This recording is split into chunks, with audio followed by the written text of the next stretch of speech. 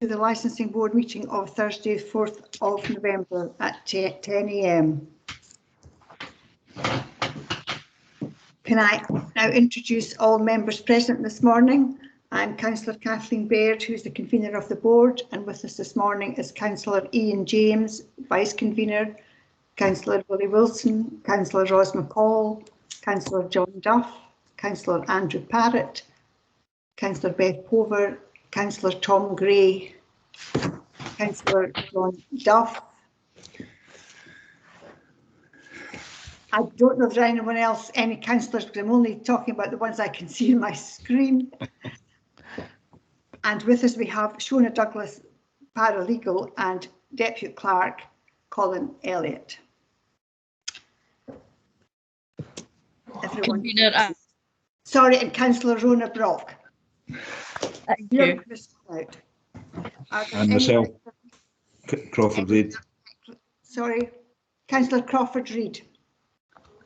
Any declarations of interest? I would like to declare a non-financial interest in Taste Talk Limited, Dunkeld. Now come to the minutes of the meeting of the 23rd of September. Do members agree the minute of the 23rd of September for approval and signature? Agreed. Agreed. Thank you. We now move on to the first item on the agenda properly, the major variation application for Little's Restaurant, 4 Well Meadow, Blairgowrie. Can I ask the Deputy Clerk, Colin Elliott, to introduce the application? Thank you, Convener. On this occasion, the premises licence holder is participating by way of written representation. You have a copy of that with your papers.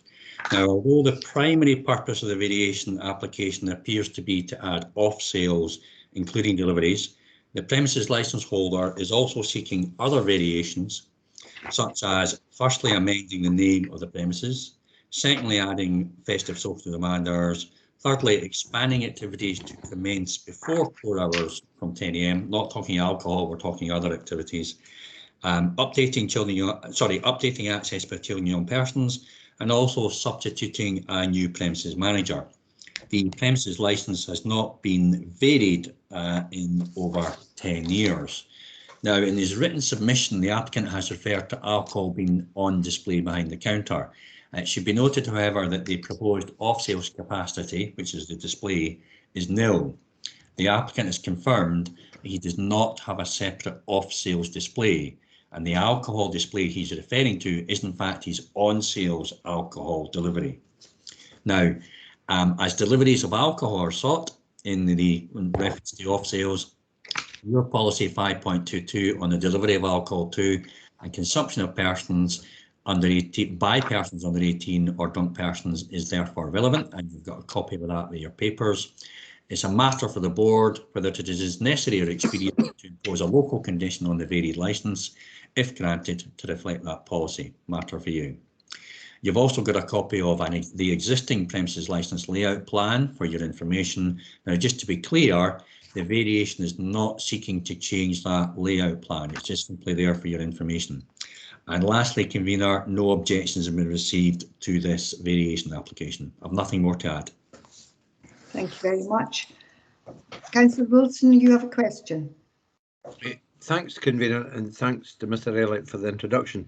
Mr. Elliott, I think this is largely a tidying up exercise, as well as the issue regarding sales remotely. Am I correct in thinking that? And Convener, I would suggest that we do add in the appropriate condition when it comes to that time. Simple response would be it's always a matter for members to decide in terms of what they consider tidying up, etc. But what I can say is, yes, I think the substantive change is adding in the off sales, and the other changes could be considered to be a tidying up. But what I can say is they are within policy terms. Thank you. Thank you. I don't see any other members with any questions. We're all happy with the information that we have given. We're now ready to come to a decision. Do we agree to vary the premises licence by amending the premises licence, amending the operating plan, and amending local condition 1 and the local conditions as in the papers. Can I ask Councillor Wilson? I'll ask each one individually if they're happy. Agreed. Councillor McCall. Agreed, Councillor. Convener, thank you. Councillor Duff. Agreed. Councillor Parrott. Agreed, as long as you said local condition 1, surely it's local condition 2 oblique italic 1. I think it said the local, yes. Okay, Convener, conditions. Convener, could I come in for clarity? There needs to be a change to the existing local condition because of adding to off sales. So what local condition 1 is doing is making sure the provision of alcohol on the premises is ancillary to a table meal. That's the on sales element. You need to add in the reference to the on sales element to exclude the off sales, if you like, to make it clear what that condition is about. But my understanding is what members are doing is adding an additional condition, which would be local condition 2, which is referring to a written policy on deliveries. Yeah. Thank you. Agreed. Councillor Gray. Agreed. Thank you. Councillor Brock. Agreed. Councillor Reid. Agreed. Councillor Pover. Agreed. Councillor James. Yes, certainly agreed. Councillor Wilson. I hope that is everyone I've asked. Agreed. Thank you. Happy to agree this. Deputy Clerk, have you anything else you wish to add? No, just to be clear, essentially what you're doing in very simple terms is you've granted the variation, including varying local condition 1, and you're adding another local condition to do with a written policy on delivery. So it's clear to me that you've granted it as sought, plus that local condition. Thank you. We now move on to Nichols Steakhouse. This is a premises licence application for Nichols Steakhouse Bar and Grill, 75 Princess Street, Perth. And I ask the Deputy Clerk to introduce the application. Thank you, Convener. Again, on this one, this is a new premises licence application and the applicant wishes to participate by way of written representation, and you have a copy in your papers. This application, full premises licence. The premises were formerly known as the Mincree Farms, and to my understanding, having been by, they've actually been empty for a number of years. Section 50 certificates are in place. We've had clearance from planning, building standards and food hygiene. Police Scotland have advised the applicant does not have any relevant offences. The police have confirmed there have been no cases, complaints or representations within 1 year concerning antisocial behaviour on the premises or within a 50-metre radius of the premises. Now, in the proposed operating plan, the applicant has chosen to limit alcohol to be ancillary to a table meal taken on the premises. So the business will effectively operate more as a restaurant in simple layman's terms rather than as a pub. In the supplementary information document, all policies will be in place except for dispersal of patrons and litter and waste management. The document also reveals that there will be no customer standing, i.e. to consume alcohol, and the business will operate table service. Now you have a copy of the proposed location and layout plans in your papers, and the premises have recently operated on occasional licences, and lastly, Convener, no objections have been received. I've nothing more to add. Thank you very much. Members have any question for the Deputy Clerk? I don't see anyone with any questions. Therefore, we are ready to come to a decision. Are we ready to grant a decision and to grant the application subject to mandatory conditions and local conditions? Written policy shall be in place for the premises and immediate external area and shall be implemented by the premises licence holder and all staff involved in the sale and consumption of alcohol to the continuing satisfaction of the board for dispersal of patrons and litter and waste management. Sorry, Convener, just to step in. If you're granting, you need to grant subject to mandatory conditions. Then your decision is whether you want to add in a local condition as you've narrated. That's a choice for all members whether they want to add that or not.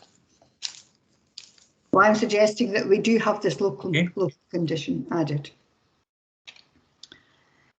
Councillor James. Go for the mute button. Grant. As per the conditions. Thank you. Councillor Pulver, Agreed. Councillor Reid, Agreed. Councillor Brock, Happy to agree. Councillor Wilson, Agreed. Councillor McCall, Agreed. Councillor Duff, Agreed. Councillor Gray. Agreed. Councillor Parrott, did I miss you out? Yes, you did. Agreed. It's very welcome to see these premises brought back into use in the city centre ward. I quite agree. We now move on to item 6, which is the premises licence application for staff accommodation and training centre. Quite new at the Gleneagles Hotel, Gleneagles. Can I ask the Deputy Clerk to introduce the application? Excuse me, convener, I'm just catching up. Now, excuse me. Now, again, the applicant is participating by way of written representation on this new application.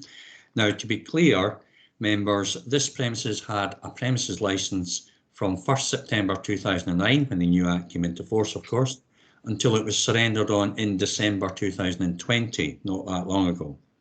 Licensing staff did query if the licence was definitely to be surrendered, and it was insisted upon at the time. Now, we now have this new application to essentially license it again.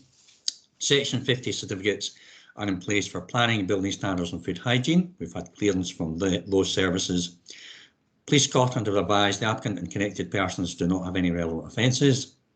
The police have confirmed there will be no cases, complaints and representations within 1 year concerning antisocial behaviour on the premises or within a 50-metre radius of the premises. Now, the proposed location and proposed layout plan that you have in your papers, the layout plan, due to its scale, is not easy to read unless you increase the size electronically. But I can say on the ground floor, there's a staff lounge and dance floor next to each other. There's a gym, and there are also toilets available for anyone present. On the first floor, there is a training room and a computer training room, and there are bedrooms on all 3 floors. So that's what's on the layout plans. No objections have been received. I have nothing else to add, convener. Can I ask him, any member has any question for Deputy Clerk? Councillor Parrott. Thank you. Just to confirm formally, the previous licence was surrendered, if you like, entirely at the volition of the management with no external circumstances. Excuse me, Councillor Parrott, yes, that's correct. It was a representative at the time of the organisation. We did query it because we're aware that once you surrender a licence, that's it, you can't resuscitate it. And we were told, yes, it was being surrendered. So it was all, if you like, voluntarily surrendered by the licence holder at that point. I don't know, but there's been a change and they're now applying today for a new premises licence, although admittedly for the same premise. Thank you. Thank you. I don't see anyone else wishing to ask any questions, so we are now ready to come to a decision. Do we agree to grant the application subject to mandatory conditions? I'll ask each member individually. Councillor James. Agreed. Councillor Pulver. Sorry, agreed. Councillor Reid. Agreed. Councillor Brock. Agreed. Councillor Wilson. Agreed. Councillor McCall. Agreed, convener. Councillor Gray. Happy to agree. Councillor Duff. Agree. And Councillor Parrott. Agreed. Thank you. Anyone wish any local conditions added? Nope. No. Okay. Thank you. Happy to agree. Deputy Clerk, have you anything you wish to add? No, that's again clear that you've granted subject to mandatory conditions. Thank you very much. I will now hand over to Vice Convener as I will leave the meeting. Thank you. Just to step in for members' purposes, convener is now leaving as she's declared an interest in the following item. So members, Vice Convener Councillor James is now presiding.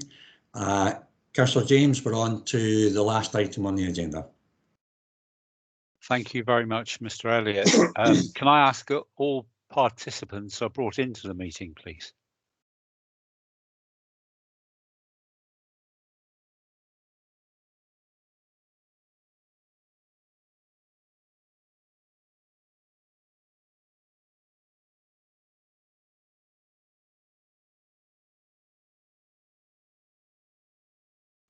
Good morning, Mr. Hanham. Can you hear me okay? I'm not sure if you're muted. I can't hear you at all. I can see you, but can't hear you.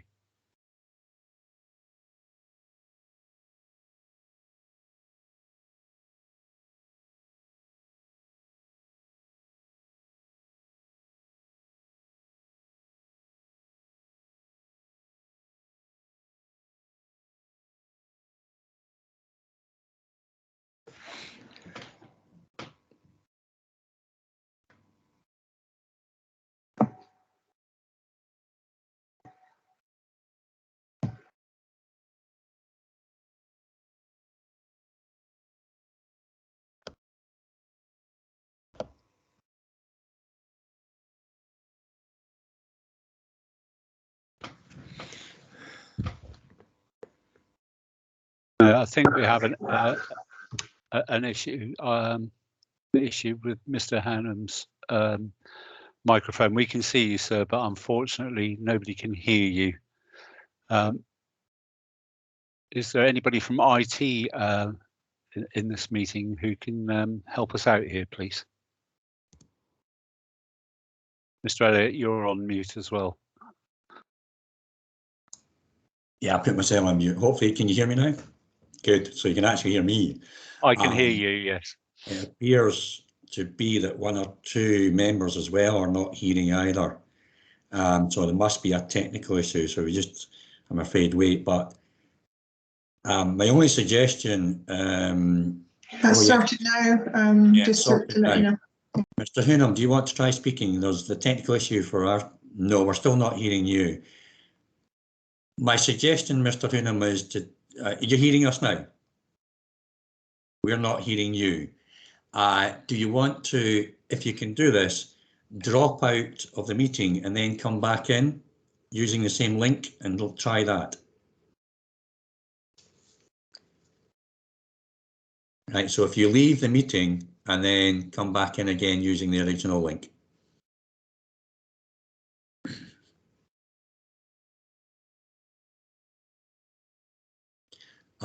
While we're doing that, we were expecting another participant, Miss Douglas, paralegal. Do you know if, there we go, they'll leave and hopefully come back in.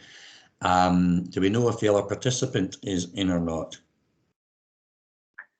It's not joined the meeting at the moment, but he did call earlier to say he was trying to get in but had some issues. Okay, right, we'll just wait to see whether the applicants resolve their issues. But could you maybe, I don't know if you're able to call the objector if you have a telephone number and see whether there's continuing issues. Obviously, members, if you be patient with us, it's not of anyone's making, it's simply technical issues this morning and getting the participants sorted out. But it appears to be we're all ready, it's the participants.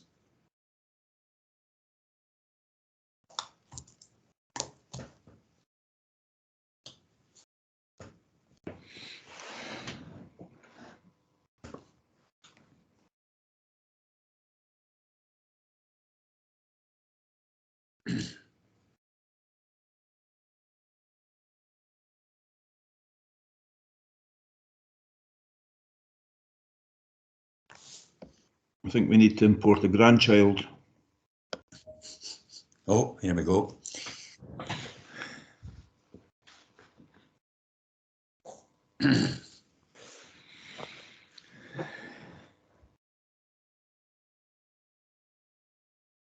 Taking its time. Now, Mr. Hanham, I don't know if you can hear me. It's Colin Elliott, the Deputy Clerk here. I can see you appear to have entered the room, but we don't see you. We just see where you're in. Are you able to speak? That might bring you up to the kind of top table, if you like. The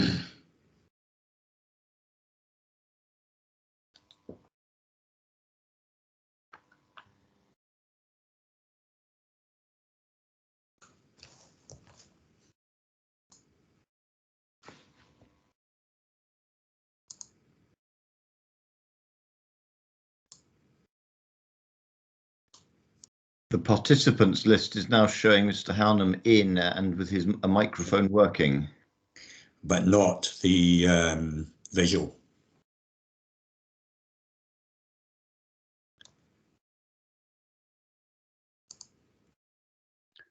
Mr. Elliott, have you made Mr. Hownham an attendee on the list on the side? It wasn't myself, but he was. What happens is they're invited to the meeting, they're given a link, and they join the meeting through that route. So yes, in a certain sense, they are being asked to come in and be attendees to the meeting. Just looking at it, I don't. It's not myself that has the control of the meeting. Ms. Douglas, are you able to help any further? I don't know if you can turn the screen on. We again still seem, I'm not hearing anything, so I think we have kind of attendance, but no visual and no hearing, no audio. Seem to be going backwards.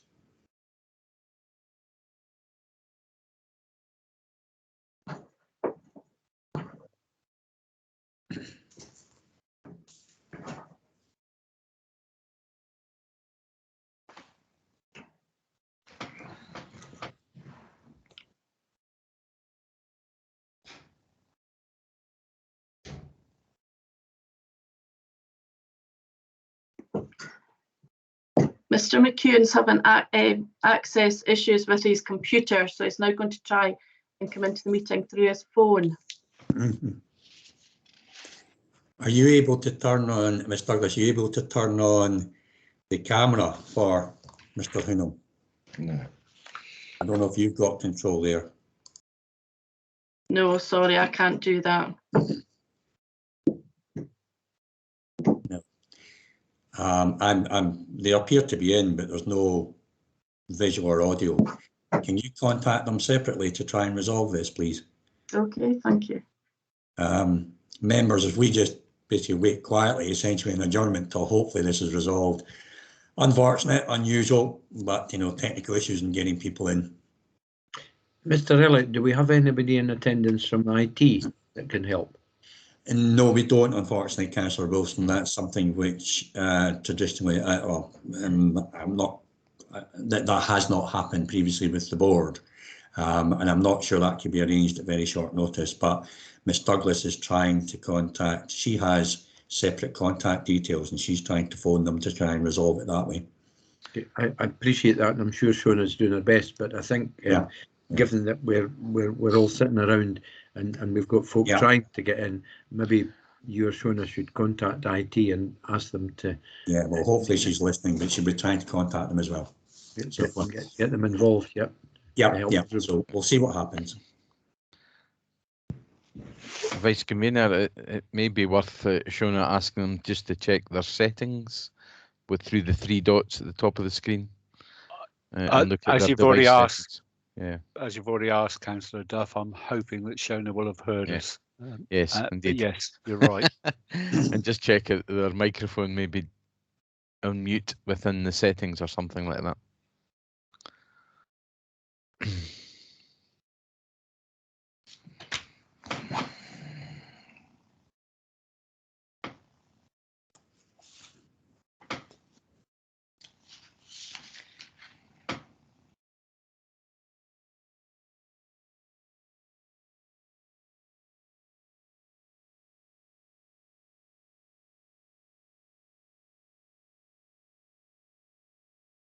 Aha. This looks promising.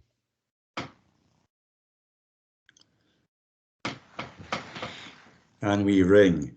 If you just, well, Councillor Duff, you want to explain a possible solution to Mr. Hownham.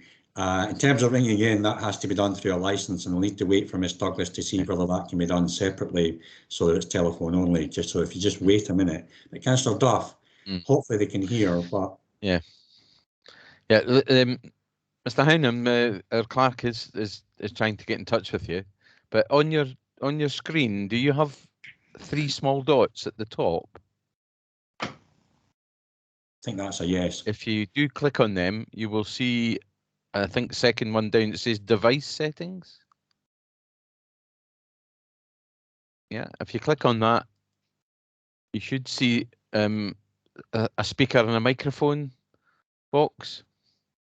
Just check that your microphone limit level is not. Is the microphone crossed off, or is it? You just click on it.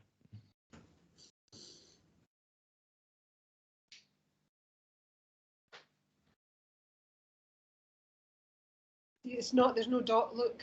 Here we go, we can hear you. Can you hear Nice it? All right. Can you hear us now? There we are.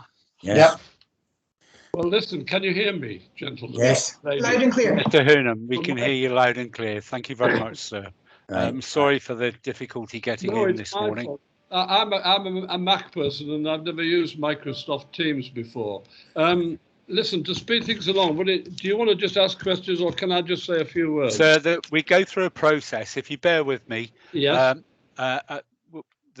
This is a quasi-judicial committee deciding. So we go through a process. You'll be part of that. I'll explain it to you, and we'll go in due course. My name is Councillor Ian James. I'm the vice convener of licensing. I'm standing in, or our convener, Councillor Kathleen Baird, has declared an interest as she knows somebody, so she has stepped out of the meeting, hence I'm taking the meeting. Hopefully on the screen you'll see some faces, and I'll introduce them.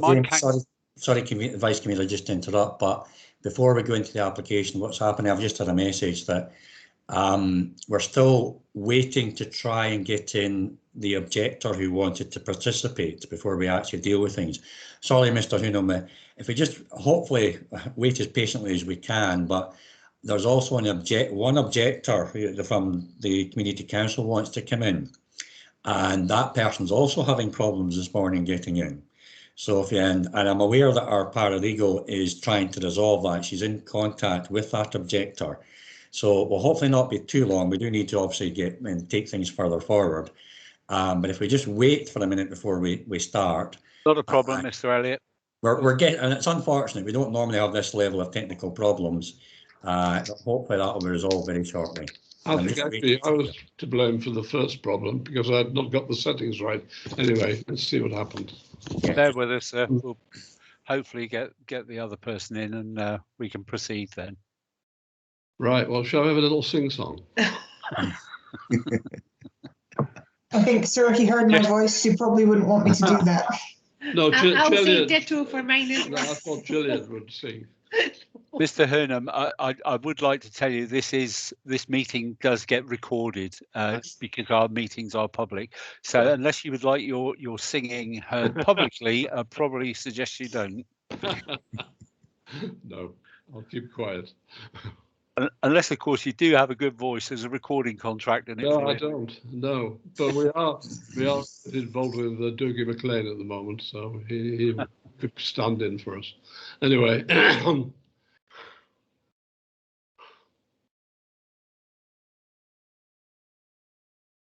Tea. Don't you just love technology when it works?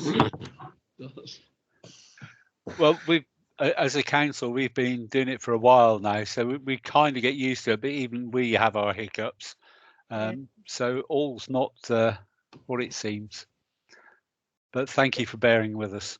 Yeah. No, sorry. Well, I'm ex-police. I was a dispatcher for 8 years prior to coming here, and occasionally, very, very occasionally, all our systems went down and you have 4 machines in front of you. So you can imagine it's quite horrific when that happens. So this is absolutely nothing.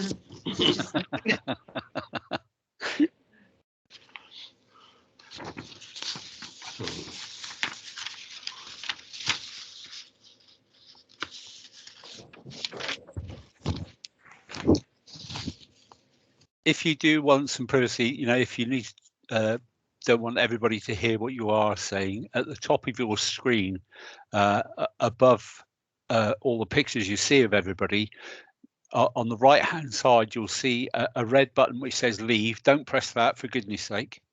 But next to that you'll see a microphone and a camera.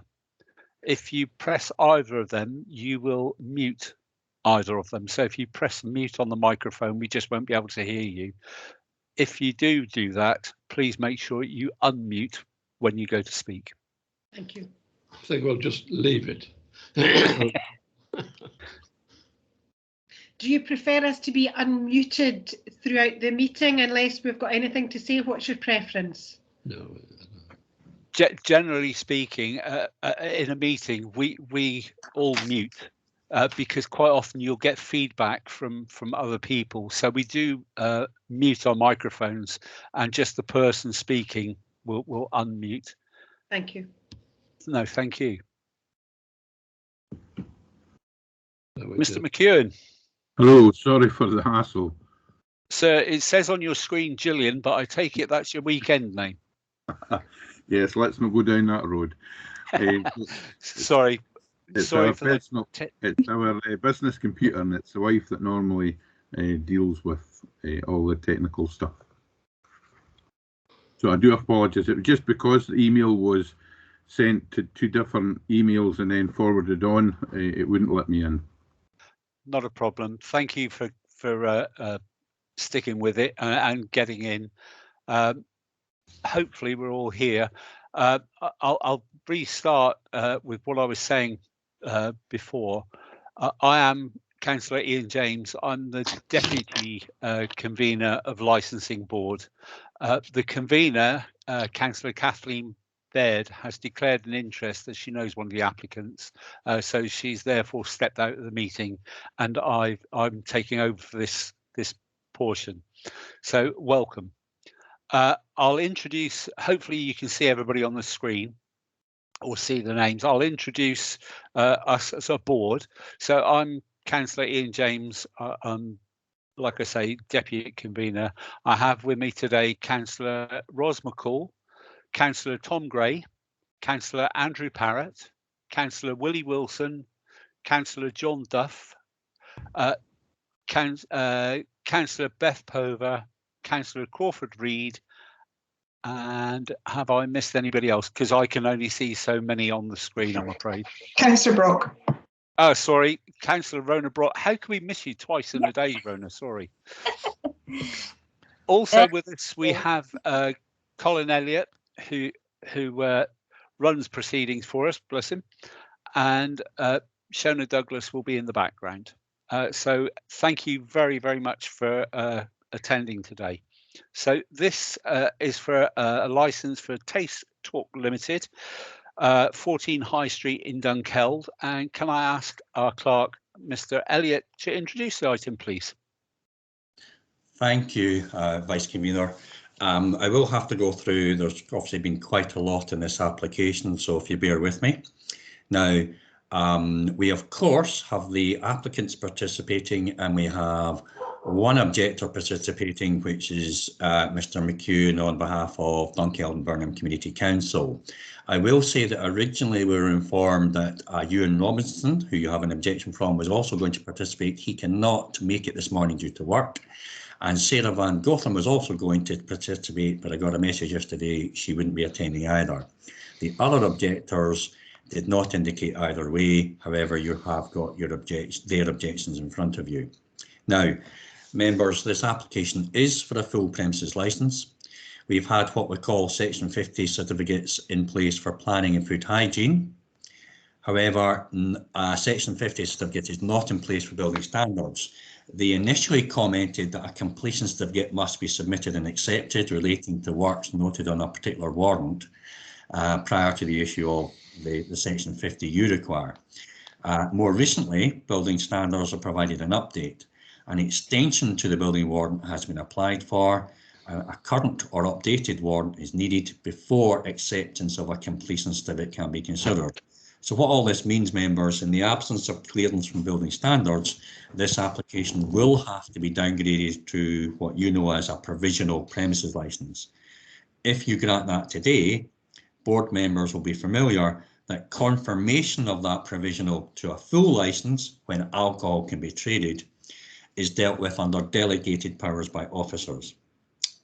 Moving on, Police Scotland have advised that the applicant and connected persons do not have any relevant offences. There has been no antisocial behaviour reported on the premises or within a 50-metre radius of the premises within the last year. Now, as deliveries of alcohol are sought in the application, your policy 5.22 on the delivery of alcohol to and consumed by persons under 18 or drunk persons is therefore relevant, and you have a copy of that in your papers. And it's a matter for the board whether it is necessary or expedient to impose a local condition on the licence, if granted, to reflect that policy. Now, I would say to participants, I appreciate this is all very technical, but if you bear with me. Now, copies of the proposed location and layout plans are produced with the papers for your information members. 4, if you like, written objections have been received, of which 1 was signed by 10 different persons. Now, 2 of those 10 different persons also submitted their own individual objections, separate individual objections. So therefore, in total, by my calculation, it's actually, although you've got 4 written objections, there's actually 11 individual people who have objected. You've got copies of those objections.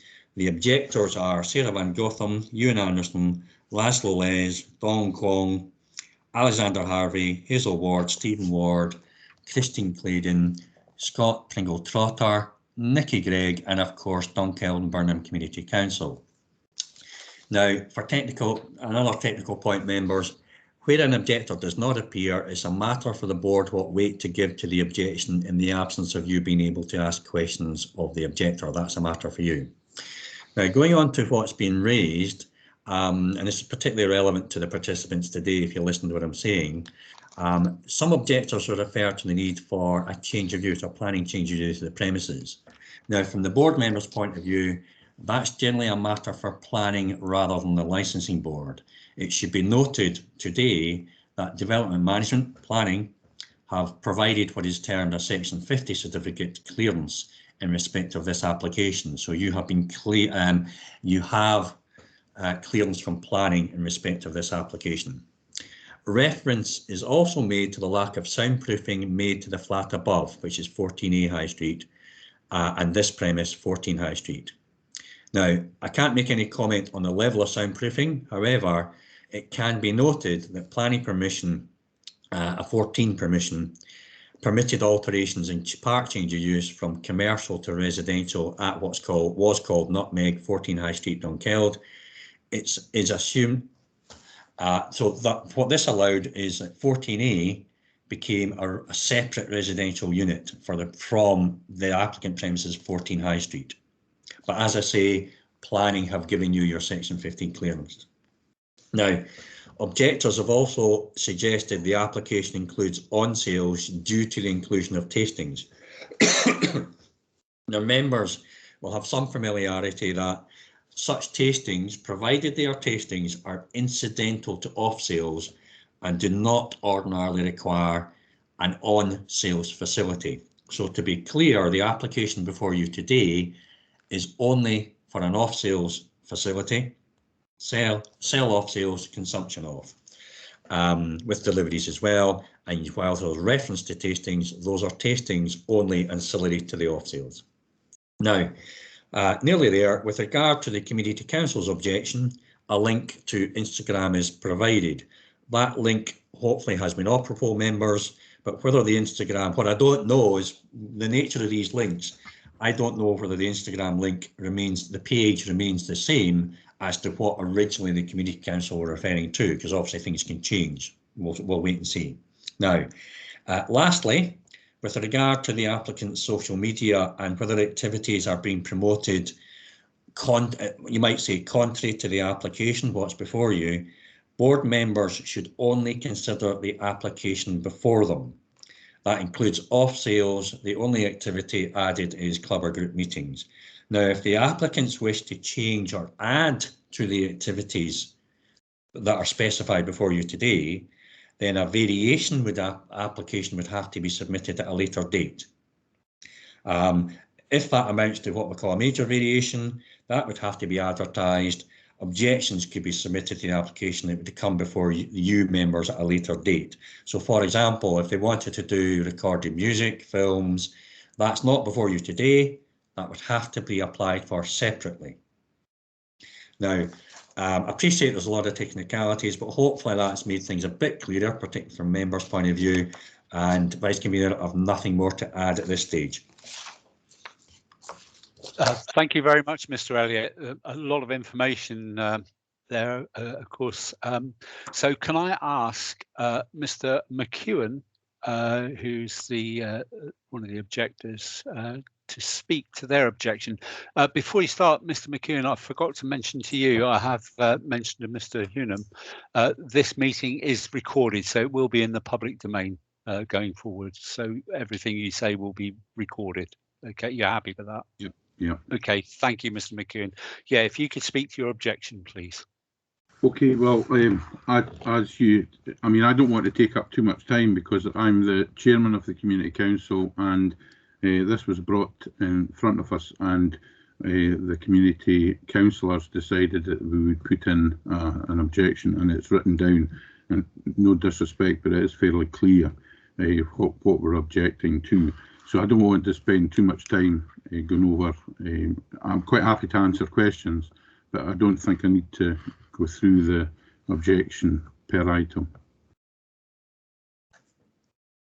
Okay, thank you very much, Mr. McEwen. We like it when people are succinct and to the point. Can I ask councillors, do we have any questions, please, for Mr. McEwen? And if you do, could you please put a Q in the chat box? I'll give that a second with technology being like it is today.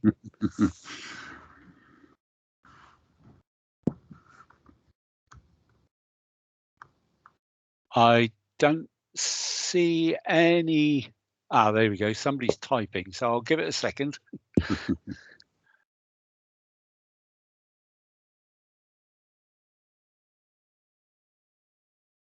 Bear with me, but technology is a little slow. I can see that somebody is typing, but I don't know if that's for a question or a point of order or.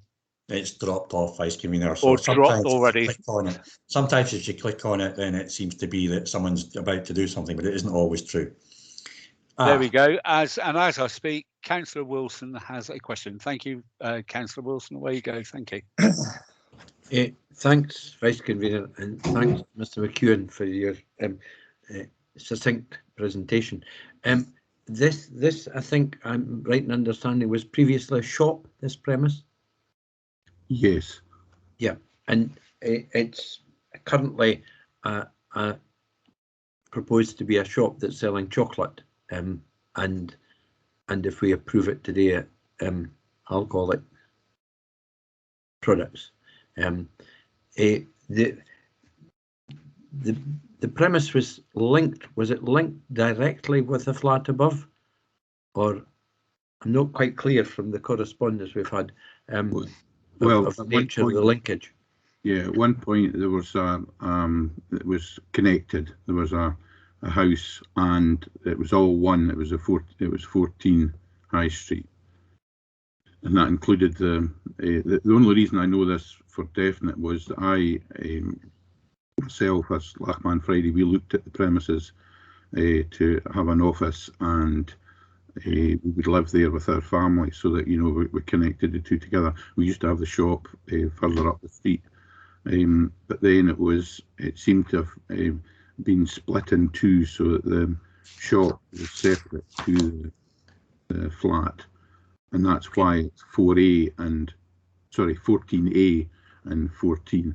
Okay. And the flat now has a separate entrance, completely separate entrance. It's a separate entrance, yes, and I think there's a back.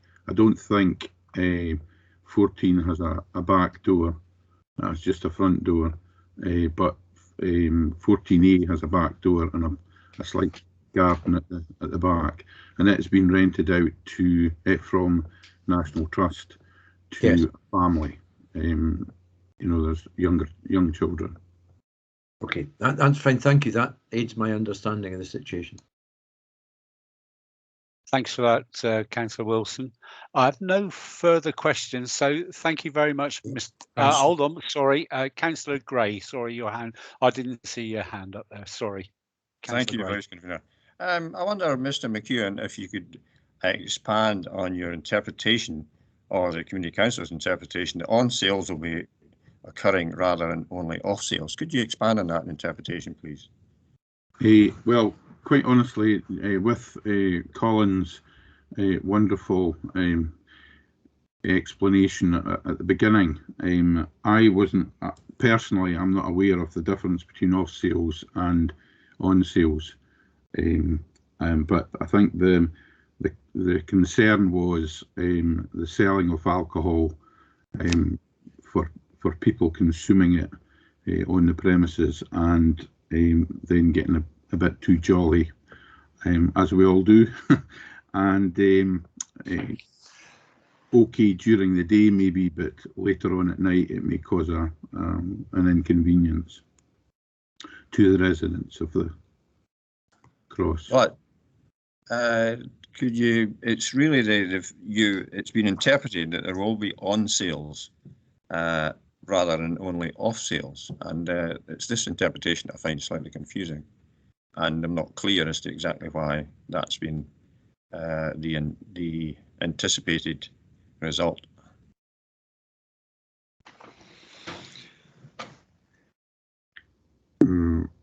I don't quite understand your question. Well, if you read the bullet points in the submission you made, the operating plan seems to indicate on sales will be occurring rather than only off sales. I just want to understand exactly where that interpretation came from.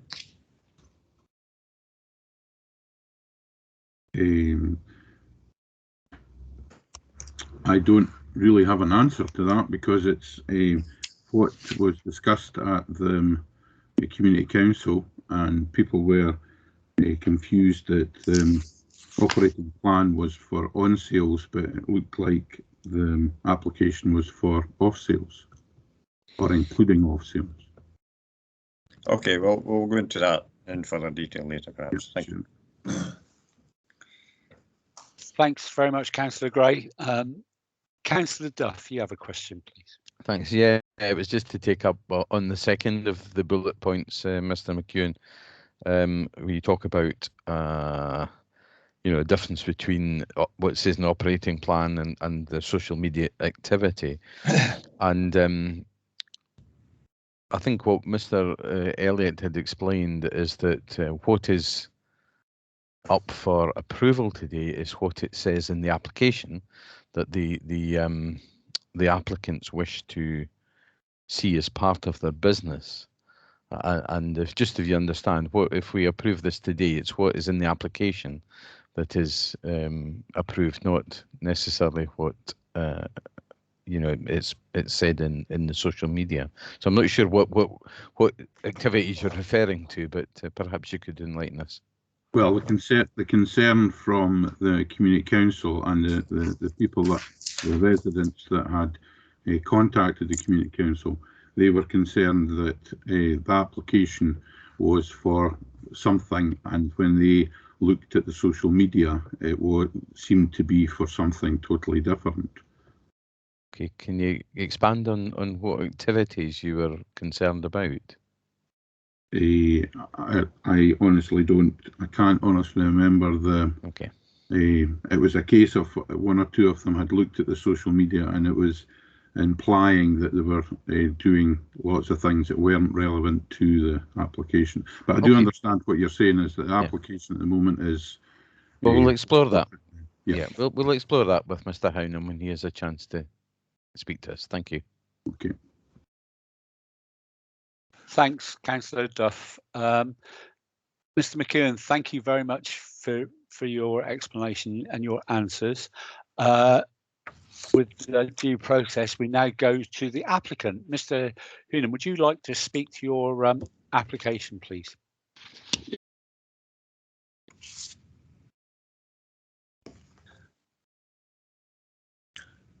Bearing in mind you're still on mute, sir.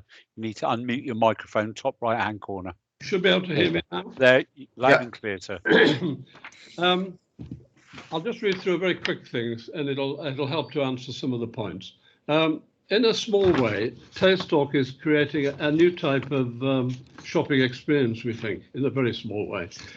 It's one of the innovations we think Perthshire needs to help revive the High Street. And we're starting in Dunkeld High Street. Our address is 14 High Street. For those critics who think this is a residential area, because it is a very important tourist destination. We are not just a residential area, as you probably know, most of you. There is a bank on the other side of the road. There's another off licence next to it. 2 doors to our left is a pub. We have other shops in the market area of Dunkeld. So we think it's entirely appropriate that what we're doing should be here. We've been a shop for 100 years. It's sold alcohol in the past.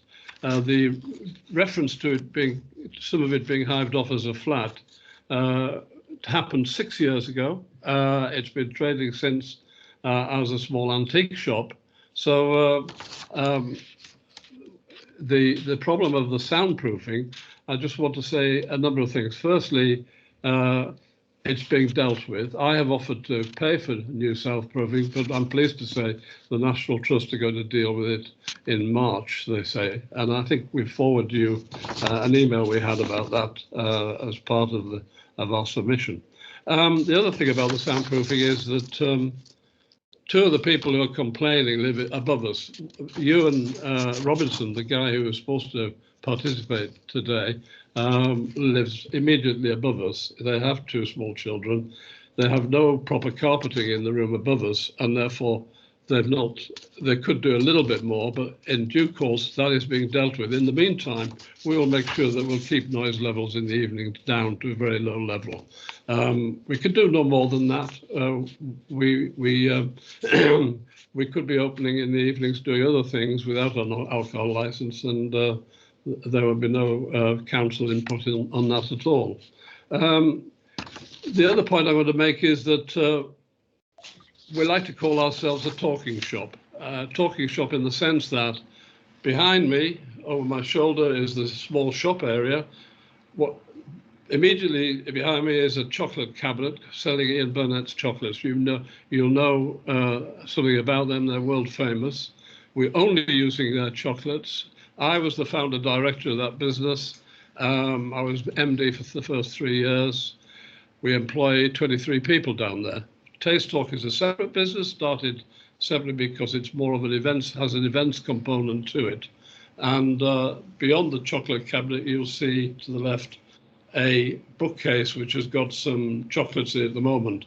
Just 2 of those shelves in the bookcase will actually have alcohol on them. There'll be mainly miniatures, 1 or 2 full bottles that go with the chocolates that we're selling.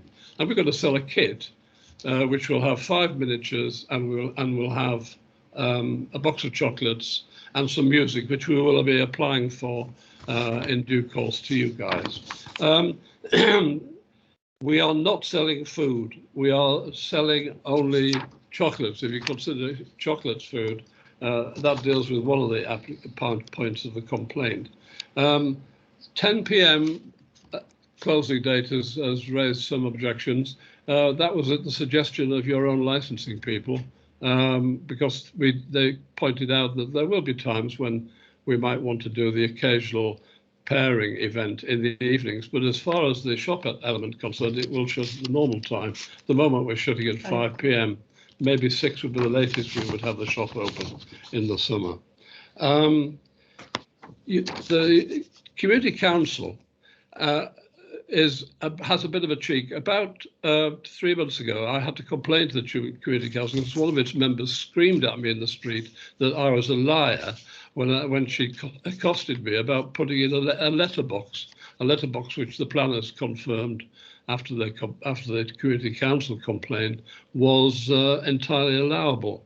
I then had a made a complaint to the chairman of the Community Council, who actually was the predecessor of the gentleman who's just spoken.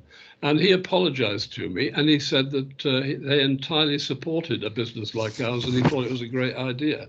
So I don't know what, it was quite a shock to us when all of a sudden they started making objections, rather incoherent objections in my view, and certainly not very detailed ones.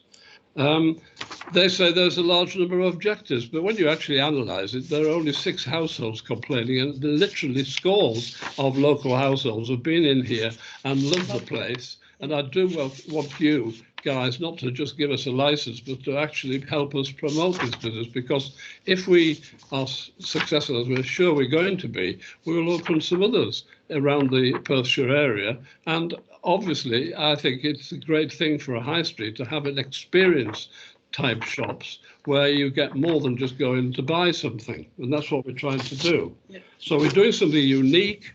We're trying to create jobs. We've got to create no problems as regards drunkenness, because in our tastings, all we're serving, can you just pass me one of them? Yeah. So basically, people will have 5 small drams of different whiskies and gins, amounting to that much, which is a miniature, which is 1 large Scotch. Nobody will ever drink more than 1 large Scotch in these premises, because that's all we're doing. And so we need your support, guys, and thank you very much for listening to us. I'll just give Gillian a chance to say a few words.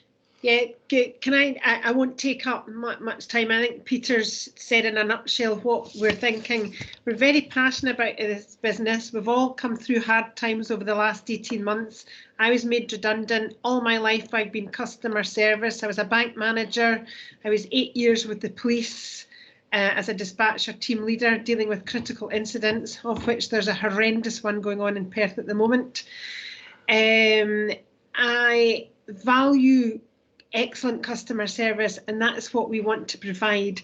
No one will be able to come into our premises and say, can I have a whisky please?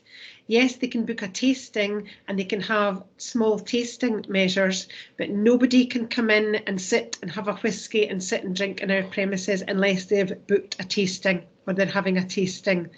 I've been here for months setting this property up along with my fellow director Peter, and I would say 99% of the people, and I'm counting the 1% of the objections, have absolutely loved our premises, and they think, wow, when they come in, it's very luxurious inside, very thick pile carpet, which has helped with the soundproofing. We've paid a lot of money for fancy drapes and everything. We've done everything we can to make it a wonderful experience, and people are just desperate to come in and have a bit of fun and just enjoy themselves with a luxury product. Thank you. Thank you both for your presentation. Enjoyable and quite enlightening, shall I say. I now open up to questions from the board. First person with a question is Councillor Ros McCall. Thank you, Convener. Thank you very much for your presentation. As with all things, if you're quick to put a Q in the box, some of what you're going to ask is already answered, and that's kind of what happened. But can I have a little bit more clarification here? Somebody walked off the street and came into your shop because they thought they were coming into a pure chocolate shop, and then they noticed that they could do a tasting. I'm trying to get an idea from you. If you book a tasting, I totally understand you're coming, there's chocolate, there's alcohol, they understand the premise. But if you just happen to walk in, what's to stop somebody to come over and saying, oh, I realise you do chocolate, but I'll have a wee try of that, that little snifter over there. So how are you managing the off people walking in scenario? And is it only people who are booking a tasting that will get alcohol? Yes, it is only people that are booking a tasting that will get alcohol. That's what I've said. Nobody can come in and ask for a taste of a whisky. They have a prior booking as a tasting, or they can come in, and if we have nothing ongoing at the moment and we have time to do the tasting will take probably an hour, round about that, because we're making it a bit of fun, a bit of chat. We've put a lot of work into, I'm doing the talk, and it's local history, Burnham, we're bringing a bit of Shakespeare in, we're trying to make it a bit of fun. So it's a complete event then? It's a complete event, and they're coming in for that hour-long event. Absolutely. And that's the only way that they would be able to go through the alcohol tasting. Yes, they can't come in and say, you know what, I know you're doing 1 gin and 4 whiskies, which is what we're doing. I don't like whiskey, but can I just have a taste of the gin? No, they can't. Okay, thank you. So, sorry, convener, just a quick follow-up from that. So anybody walking in off the street can go for a tasting if they then have the time to do so. But other than that, you would just be selling chocolates. Yep. Yeah, well, we'll sell them. We will sell a pack of miniatures as well when we have the license to go with the chocolates. And in fact, I can show you it. We have a prototype of a kit which we're going to sell online around the world so that people can do tastings with a video of Gillian doing a talk anywhere in the world. Thank you. Well, my follow-up was really coming on to, so in the evening time, oh, thank you, I can see it.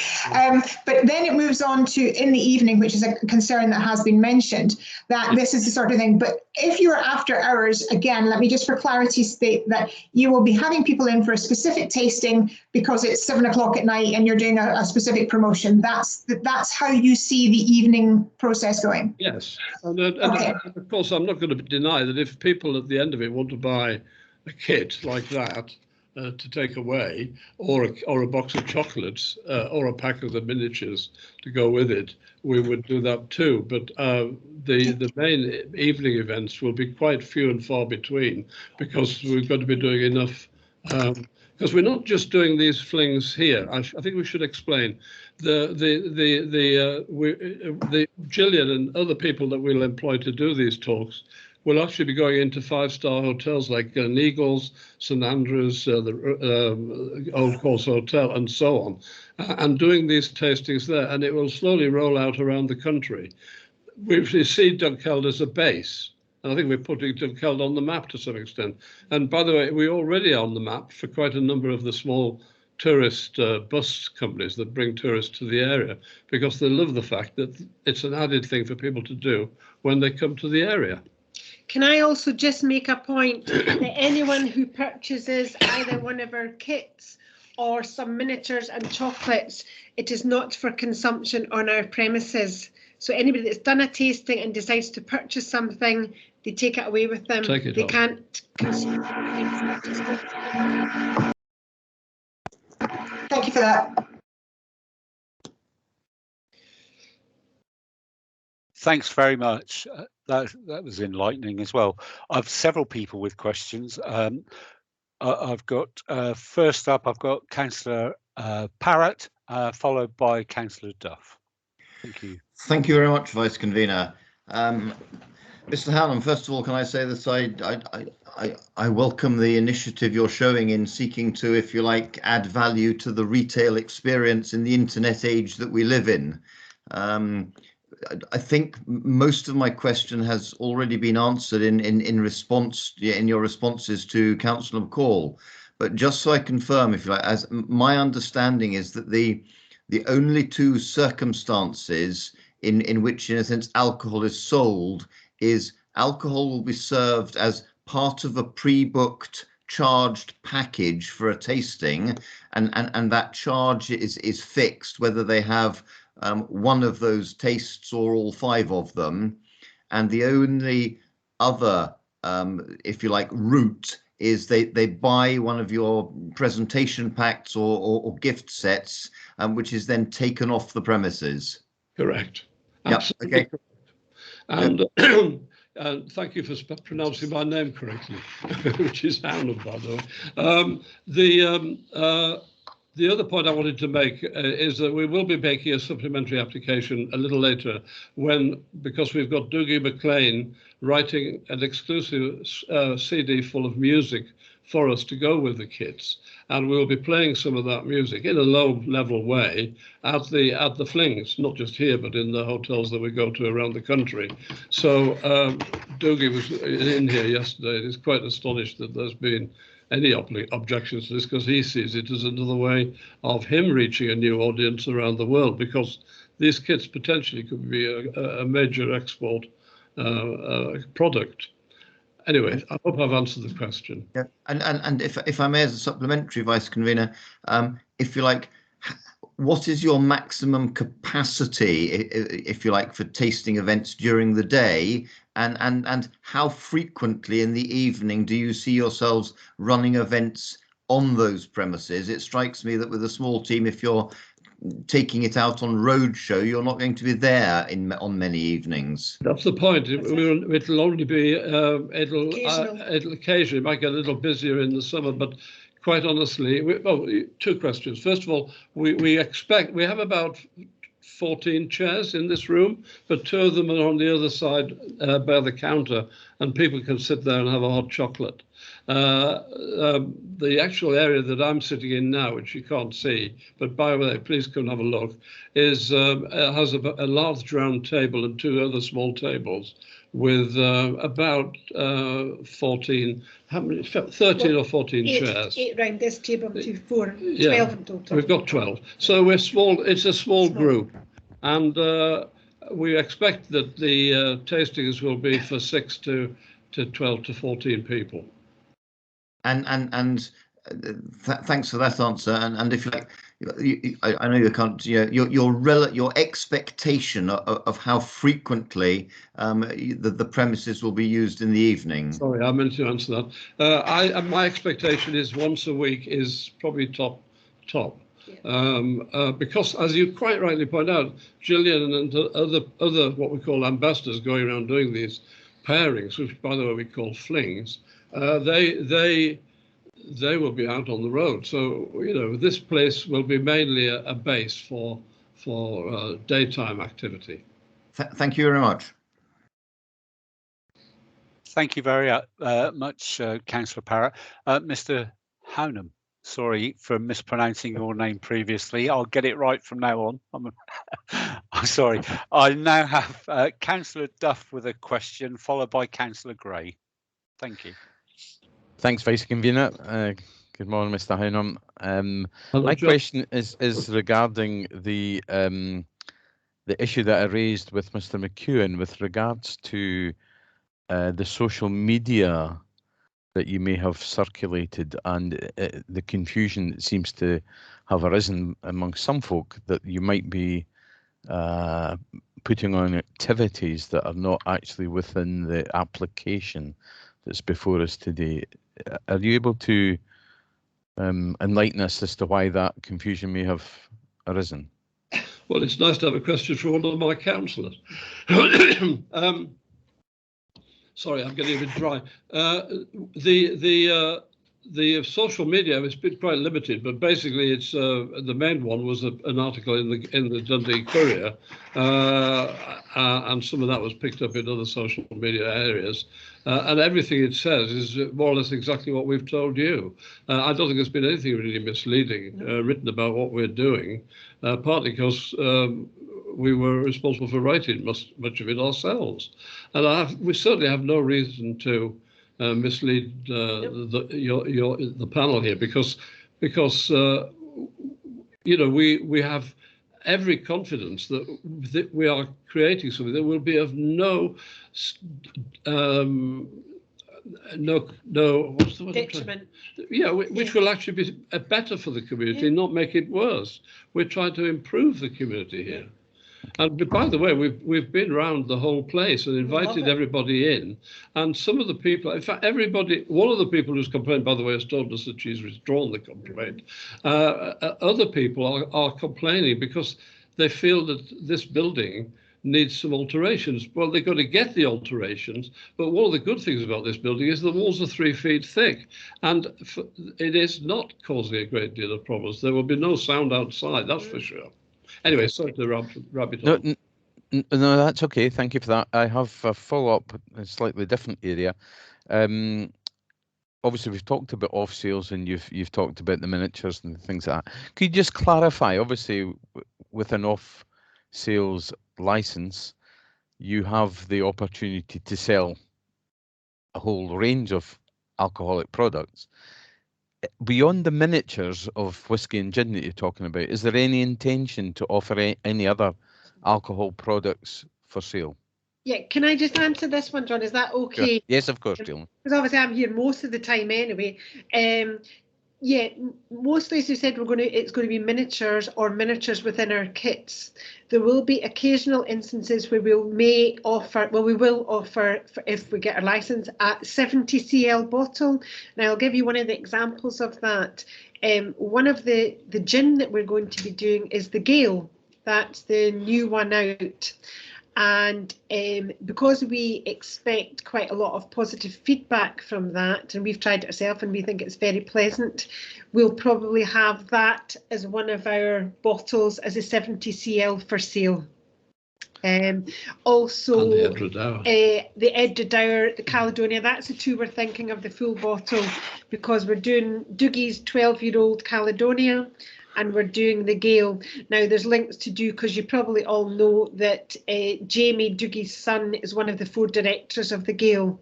So that's the 2 full bottles that we may offer. No, we would like to, I would say, not we may, if we get our license, we will offer for sale if people want a larger one. That's all. And just to add, we're not going to sell any whiskies or gins or alcohol products other than the ones that we're promoting in the pairings. Tastings, yeah. Okay, thank you. It's a very limited, and as I say, the whole lot will take up less than no more than 2 shelves on that bookcase behind me. Okay, thank you. And I've got one further question. I see Councillor Gray has withdrawn his, if I can carry on. Could you also want to do alcohol deliveries? I wonder if you could explain to us the process if someone wishes alcohol delivered. Can I go into that? Because when I was getting help from Shona, because obviously over the months of doing this application, I was asking what we used and what or she was asking what we would be using. Now, the Highland Chocolatier use FedEx at the moment to deliver their chocolates. We would only be using FedEx. We're not using little local couriers. We're not delivering ourselves. It is going to be through an organised company, and it's FedEx is our preferred choice. Okay, and they will obviously adhere to the rules around about ages and such. That's why we would use them, yes. That's fine. We have quite a lot of work to do before we start sending the kits abroad, because the regulations abroad for customs alcohol delivery are quite complex. But we're working with two distilleries. One of them is Glenturret, to make sure we do all the right things in that expense. Yeah. I should have pointed out that we have a great deal of support from the distilleries, because one of the things about chocolate and whiskey pairings, one of the exciting things, is that it introduces malt whiskey, very fine malt whiskey, to a new audience. Quite a lot of people who like chocolates, like women, suddenly get a new taste for whiskey, which is why we're getting a lot of support from the distilleries. And of course, we've decided to go to as many local ones as we can. So Glenturret, Edredour, and so on are on our list. And we've also been to Dewars as well. Okay, thank you. That's me, Vice Convener. Thanks, Councillor Duff. As Councillor Duff intimated just then, Councillor Gray was going to ask a question, but it's already been asked. So thank you for that, Councillor Gray. My next question is from Councillor Wilson. Thank you. Thanks, Vice Convener. Thanks, colleagues, for your presentation. Some of my questions have been answered. In the evening tastings, roughly what time would you be proposing to start and finish, if it's an hour? So can I just say that the 10 o'clock is on the list, but in fact 10 p.m. was suggested to us because it gave us a degree of flexibility. But as on the quite small number of occasions we have events in here, we'll be scheduling them to start about 7:30, 8 o'clock, and people will be moving away from the premises after about 9:30. Would you think? Yeah, at the latest. At the latest, I would say. I don't even think it'd be as late as that.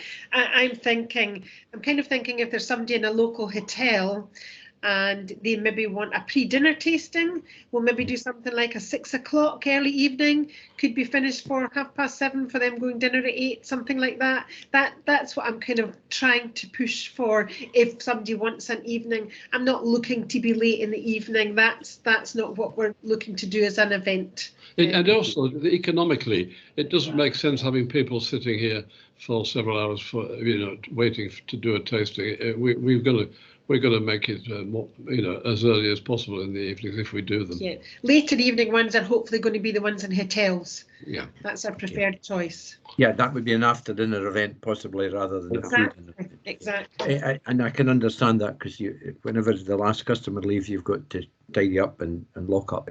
Are there some of the might have missed this earlier on, folks, but are some of the tastings a mixture of chocolate and spirits?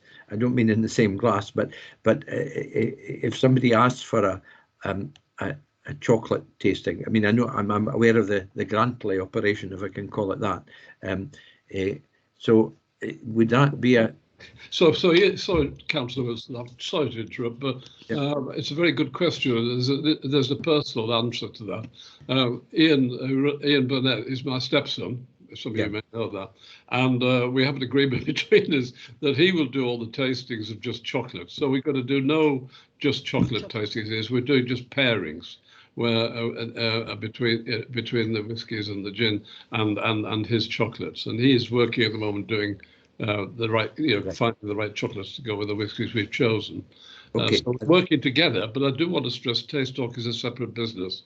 It's owned by myself and Gillian here. Okay, and final point, presumably people pay for the tasting. Be a fee. Absolutely, they will pay handsomely. Would you want to tell us how handsomely that would be? So in here, the price will be about just slightly under £30. In hotels, it's going to be nearer £50 because obviously we have to set up there and go there and pay for the premises, like to a room in the premises. But here we're setting a price on it of 30 to start with. We'll discount it a bit to get it moving.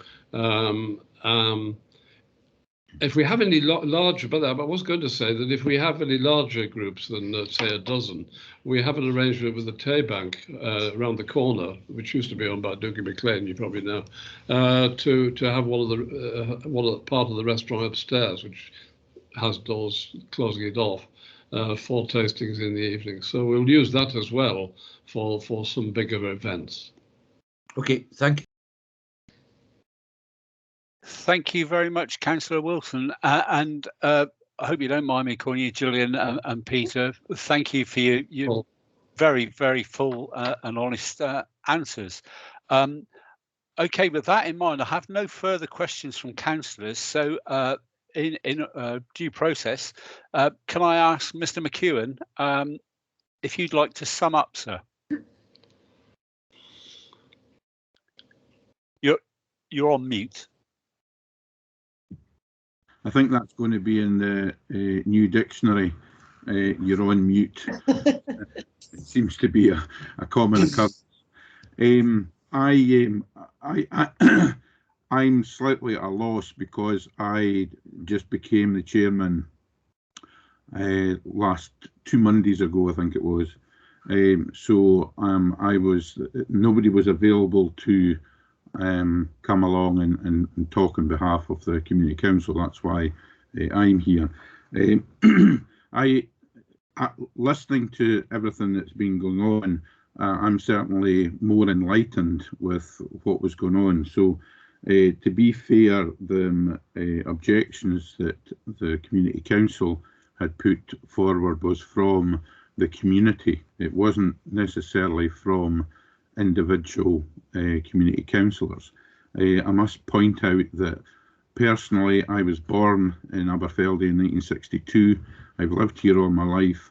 I am very, very community orientated, and I feel that as a community councillor I have to, it's not my own personal ideas, it's what I get from the community.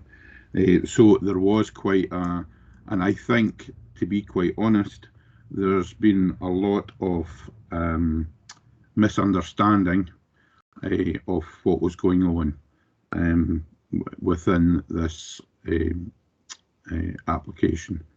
I think that just people are very concerned of what's going on in the village. If you actually add up how many establishments that sell alcohol in Dunkeld and Burnham, I think we would be deemed as a spirit drinking community. I don't know whether that would be an advantage to the community or a disadvantage to the community. So that's my sum up, I think. Sorry, Mr. McKeown, I'm here smiling, as is everybody else. I like your take on Dunkeld. So, thank you very much for that. Really appreciate it. And I now turn to Peter and Gillian to sum up with your application, please. I think actually I'll keep it brief. If you don't grant us this license, this business closes. You know, we can't operate what we're trying to do here without a license like the one we've applied for. If you can let us keep going with a minimum of restrictions, I think you'll find that we are a great addition to the retail offer here in Dunkeld and eventually other suitable places. So your fate is our fate is in your hands. Thank you very much. Very succinct summing up and very much appreciated, I'll be honest.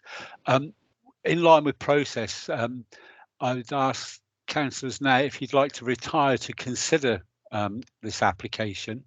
And just to explain to Mr. McKeown and indeed to Peter and Gillian, if we retire, you stay in this meeting. Damn technology, we can't just walk into another room. So we have to leave this meeting, go back to a breakout room, and then we will come back. If you're okay with that? Yeah, we'll sit and wait. So please be patient. We'll try not to be very long. So councillors, can I ask if you'd like to go to the breakout room, please? Sorry, Vice Convener, can we just remind the applicants and the Community Council Chairman the recording will still be going while we're away? Very, very good point. Yeah, please don't swear. Agreed, Vice Convener. Okay, can I ask the board if you'd leave and join the breakout room, please, and we'll be back shortly. Okay, thank you. Thanks for your patience.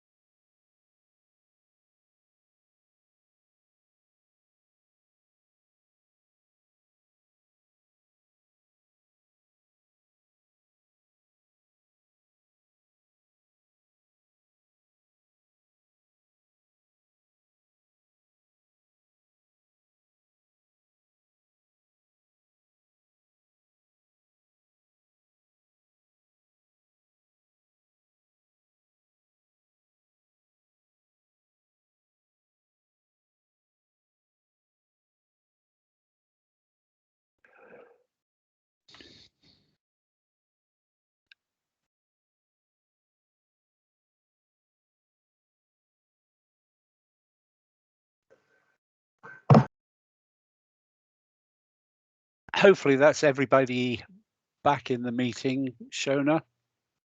Thank you very much. Thank you very much for waiting.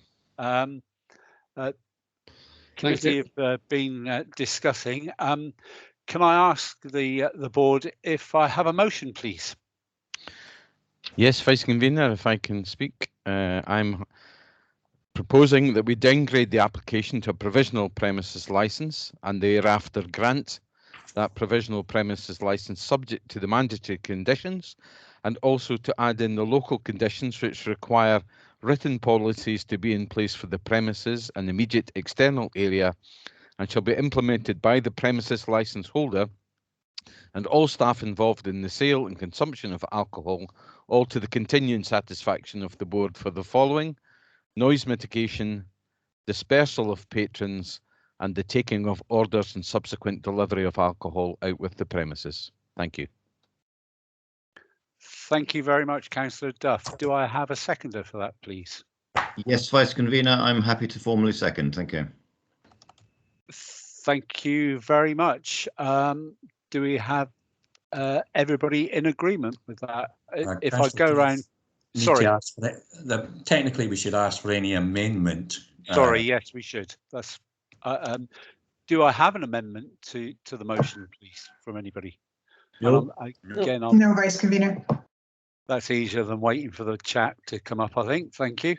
In that case, I think that's easy for me to say, unanimously agreed to grant your licence subject to the local conditions. And from a personal point of view, can I say, well done. It is actually in my council ward, and I welcome the business in Dunkeld. So nice to see you. Clark, Mr. Elliott, is there anything else we need to add? No, that covers everything. I think Councillor Duff narrated it longhand, so it's been downgraded. So granted subject to mandatory conditions, but it's also that local condition requirement policies, which of course your licensing standards officer will review from time to time as you're used to. It's not that those policies come back to you for approval. But no, that's it, Vice Convener, and that is end of matters today. That's the last item of business. Thank you very much. Mr. McEwen. Thank you very much. Thank you. Thank you. Appreciate it. And board, thank you very much for the business today. Quite nice, actually. So thank you all, and see you next time. Thank you. Thank you. Thank you. Thank you. Good luck, Peter, Right. Gillian. Bye, everybody. Thanks very Thank much. you very much. Thank you.